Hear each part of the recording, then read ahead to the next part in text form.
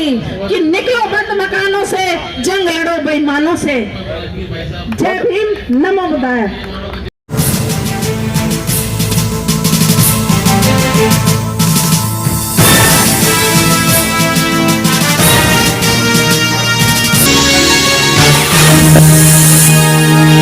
इस news channel पर जो भी वक्ता ने कहा वो उसकी अपनी राय है, जिसकी पुष्टि नेशन न्यूज इंडिया नहीं करता। धन्यवाद। सभी को मेरा क्रांतिकारी जय भीम। जय भारत।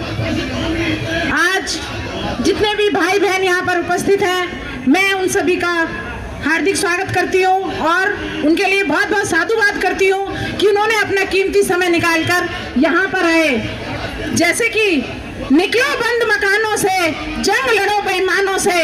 जो हमारे अधिकारों के साथ बेईमानी कर रहे हैं, आज उन्हें ललकारने का टाइम आ गया है। और हम सभी लोगों को, जब तक हम संगठित नहीं होंगे तब तक हमारा ये कारवां आगे भी नहीं बढ़ेगा। औरंगाबाद अरवल बेहटा रेलवे लाइन संघर्ष समिति के आज जो इसमें हम उपस्थित हुए हैं, हम अपनी जो दुख भरी आवाज है उसको सुनाने के लिए यहाँ एकत्रित हुए हैं। क्योंकि जब से यहाँ पर जो ये रेलवे हमारी जो प्राइवेट कर दी गई है, यहाँ पर आप देखेंगे कि पहले कभी कभी स्टेशनों पे स्टॉल भी होती थी और वहाँ पर यात्री बड़े आराम से टिकट लेकर के चले जाया करते थे और देखते थे कि वहाँ पर अगर थोड़ा सा कोई भी मतलब परेशान है या कुछ है तो दूसरा एक दूसरे की हेल्प भी कर देते थे। और आज क्या किया है कि जो हमारे लिए इलेक्ट्रॉनिक सीडी कहीं पर सुविधाजनक है और कहीं पर असुविधाजनक भी है। क्योंकि मैंने भी सफर किया है ट्रेन में। आप देखेंगे कि दिल्ली जैसे नई दिल्ली स्टेशन पे भी जब हम पहुंचते हैं तो हम पाते हैं कि हमारा सामान हाथ में है और हम उन सीढ़ियों पे चढ़ भी नहीं पा रहे क्योंकि वो बंद है और वो नॉर्मल सीढ़ी से भी थोड़ी ऊंची होती है, तो उसमें हमें परेशानियां होती हैं। फिर हम जो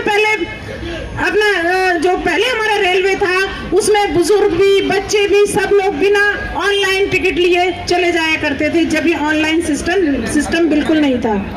और अब हम देखते हैं कि बुजुर्ग लोग तो जा ही नहीं सकते हैं, उनको जब तक जानकारी नहीं होगी हम टिकट भी प्राप्त नहीं कर सकते हैं। मजबूर होकर के हमें जो तत्काल टिकट भी मिलती है उसमें भी हमें बहुत सारा वेट करना पड़ता है और जैसे ही ऑनलाइन खुलता है तो उसमें भी वो पहले फुल दिखा देते हैं, जबकि उसमें फिर हम ज्यादा पैसे वाली टिकट ले भी लेते हैं तो ट्रेन में देखते हैं कि वो खाली है। उसमें पूरे डब्बे में एक जो बोगी होती है उसमें 10 भी मुश्किल से जो व्यक्ति मिलते हैं, बाकी पूरी सीट खाली होती हैं। और जब हम उसको ऑनलाइन खोलते हैं तो वो सबसे पहले फुल बता देती है ताकि हम कम कीमत वाली टिकट ना खरीद पाए, हमें ज्यादा कीमत वाली टिकट लेनी पड़े। तो ऐसे इन्होंने जो कर रखा है, तो अनपढ़ अगर कोई व्यक्ति है तो वह इस ट्रेन में सफर नहीं कर सकता है क्योंकि इसमें नई नई प्रणाली ला दी है इन्होंने। हमारा जो संविधान था वो सबके लिए बराबर बोलता है, उसमें मानव को हर बराबर का अधिकार दिया गया है, एकता का उसमें विश्लेषण मिलता है कि हम लोग सब एक होकर के, एकजुट होकर के कहीं भी आना जाना कर सकते हैं। लेकिन अब कदम कदम पर आपको चौकीदार के रूप में पुलिस वाले मिलेंगे और तुम्हें जगह जगह पर लूटने वाले भी मिल जाएंगे, झूठ बोलने वाले भी मिलेंगे। और हमारी जो सरकार है इसने हमें इतना धोखा दिया है कि अब हम लोग नॉर्मल जो इंसान है वो अपनी जिंदगी नहीं जी सकता है। बाबा साहब ने कहा था कि शिक्षित बनो, संगठित रहो, संघर्ष करो। हमने शिक्षा तो प्राप्त कर ली, लेकिन शिक्षा प्राप्त करने के बाद में जो हमारे लोगों को इन्होंने इतना हद तक मतलब कहना चाहिए कि बेरोजगारी की तरफ धकेल दिया है कि वो अब सांस लेने में भी अपने आप को, जैसे एक पॉल्यूशन से भरा हुआ भारत हो चुका है, इसमें हमें सांस लेना भी दूभर होता जा रहा है। उसके पास रोजगार नहीं है। सबसे पहले जब बीजेपी की सरकार आई थी तो माननीय और जो ये मोदी जी हैं, इन्होंने कहा था कि हम हर किसी को रोजगार भी देंगे और उनकी सबसे पहले तो इन्होंने पेंशन भी खत्म कर दी जो रेलवे से मिला करती थी। और दूसरा इन्होंने जो जब ये कहा कि भाई मैं सबके खाते में 15 लाख रुपए भिजवाऊंगा, काला धन आएगा, इन्होंने नोटबंदी की। जिस देश में भी नोटबंदी होती है वो देश कभी नहीं उभरता है, 20-30 साल कम से कम उसे उभरने में लग जाते हैं। उसके बाद इन्होंने 1000 का नोट करके 2000 का चला दिया, कोई बात नहीं, लेकिन वो जो पहले हमारे जो समाज में इतनी उन्नति थी उसके लिए भी इन्होंने एक बार कहा कि भाई जो लोगों को जो काम हम 15,000 में करवा सकते हैं उसके लिए कि हम सरकारी जॉब में 80,000 क्यों दें, 90,000 क्यों दें। उनकी शिक्षा को नहीं देखा इन्होंने, उनके कार्यों को नहीं देखा और सबसे पहले उनकी जो सैलरी थी उस पर वार किया। वृद्ध लोगों को जो पेंशन मिला करती थी वो पेंशन इन्होंने खत्म कर दी। लोग घूमने जाया करते थे वो भी इन्होंने खत्म कर दिया। अब मेडिकल में जाओ तो मेडिकल में भी आपको कुछ नहीं मिलेगा। मैं तो कहती हूँ मंदिरों को ही मेडिकल हॉस्पिटल बना देना चाहिए, क्योंकि जब कोविड काल आया तो उसमें भी इन्होंने मंदिरों में ताले लगवा दिए। फिर ऑक्सीजन के लिए इंसान त्राही त्राही करने लगा। उसमें भी हर पल कितने लोग मरे हैं, कितनी जो चिताएं जलाई गई हैं उसका हम अंदाजा भी नहीं लगा सकते हैं। हमारी सरकार ने पता नहीं क्या अच्छा किया है, मुझे तो समझ में नहीं आता। हाँ, हम लोग कोविड में मरते मरते जरूर बचे हैं, लेकिन अब मैं सभी भाइयों से ये कहना चाहूंगी कि जो भाई हमारे जितने भी हैं, हमें एक जो संविधान दिया गया 1925 में, उसे मनुस्मृति को जला करके फिर बाबा साहब ने 1950 में हमें संविधान दिया। संविधान में हमें हमारे अधिकार दिए, अधिकार हमें इतनी सुरक्षा के साथ दिए गए हैं और वो एक के लिए नहीं सभी के लिए है, संपूर्ण मानव के लिए है। एक बराबर उन्होंने किसी को छोटा बड़ा नहीं कहा, ऊंच नीच नहीं कहा, गरीब अमीर नहीं कहा, सिर्फ उन्होंने कहा कि शिक्षित बनो, संगठित रहो, संघर्ष करो। आज हमारे वही चीजें पीछे छूटती चली जा रही हैं। हमें क्यों नहीं ये सब याद आता है कि अगर हमने संविधान को बचा लिया तो हम अपने सारे अधिकारों को बचा लेंगे। कितनी भी हमारे ऊपर चाहे वो परेशानियां आ जाएं, हमें उनसे घबराना नहीं है। और हम गरीबों की अगर बात करें तो उन्हें आज सिर्फ 1 किलो, 2 किलो, 5 किलो आटा, चावल और ये सब दे करके बहला दिया जाता है और वो उसी में मोदी मोदी गुणगान करने लगते हैं। जबकि मैं पिछले साल लखीमपुर खीरी में थी और चुनाव चल रहे थे, वहाँ 22 गांव ऐसे थे जिसमें किसी ने भी बीजेपी को वोट नहीं दिया, लेकिन फिर भी वहाँ सब जगह पर बीजेपी के ही जो कार्यकर्ता थे वही वहां पर आए।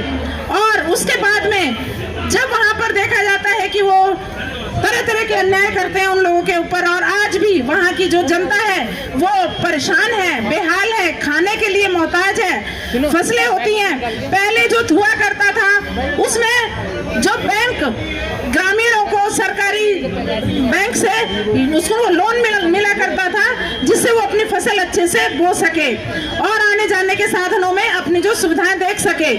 आज की डेट में वो सब उनको जो जब बरसात अधिक हो जाती थी या खेती का जो जब भी उनकी किसी आपदा के कारण खराब हो गई तो उनको वो कर्ज माफ कर दिया जाता था। लेकिन हमारी ये सरकार क्या कर रही है, किसानों का कोई कर्ज माफ नहीं कर रही, लेकिन हाँ जो बड़े बड़े उद्योगपति हैं, अडानी अंबानी जैसे लोग, इन लोगों को जरूर करोड़पति अरबपति बना बना करके और हमारे देश से भी विदेश में भगाने का काम करती है। उसके लिए मुझे बहुत दुख होता है कि गरीब जनता की तरफ क्यों नहीं देखते हैं ये, और सारी नौकरियां प्राइवेट कर दी।